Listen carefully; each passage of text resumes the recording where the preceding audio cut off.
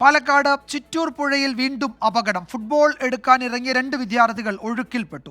ശക്തമായ ഒഴുക്കിനെ മറികടന്ന് സാഹസികമായാണ് ഫയർഫോഴ്സ് സംഘം കുട്ടികളെ രക്ഷപ്പെടുത്തിയത്. അതേസമയം ഗായത്രി പുഴയിൽ കാണാതായ യുവാവിനു വേണ്ടിയുള്ള തെരച്ചിൽ തുടരുകയാണ്.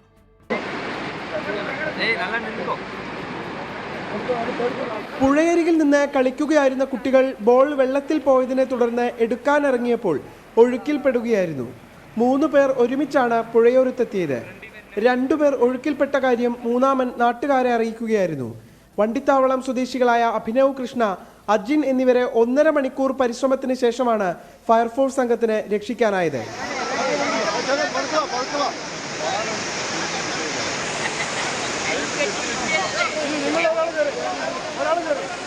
എന്തിനാ നിങ്ങൾ പോയത്?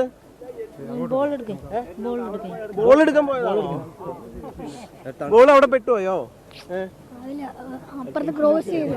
ചൊവ്വാഴ്ച അറ്റൻഡ് ചെയ്യുന്ന കളിനെക്കാട്ടിലും കുറേ കൂടെ ഒഴുക്ക് ഉണ്ടായിരുന്നു. പക്ഷേ വെള്ളം കമ്മിയാണെങ്കിൽ നല്ല ഒഴുക്കായിരുന്നു.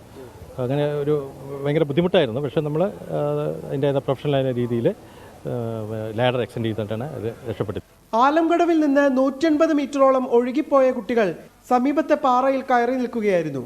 നടത്തിക്കൊണ്ടുവരിക പ്രയാസമാകുമെന്ന് മനസ്സിലാക്കി ലാഡറും വടവും ഉപയോഗിച്ചാണ് കുട്ടികളെ രക്ഷപ്പെടുത്തിയത്. തരൂർ ഗായത്രി പുഴയിൽ കുളിക്കാനിറങ്ങിയ യുവാവ് ഒഴുക്കിൽപ്പെട്ടു. ചിറ്റൂർ കുറ്റിപ്പള്ളം സ്വദേശി സിബിലാണ് ഒഴുക്കിൽപ്പെട്ടത്. സുഹൃത്തുക്കൾക്കൊപ്പം രാവിലെ 11 മണിയോടെ കുളിക്കാനിറങ്ങിയതായിരുന്നു സിബിൽ.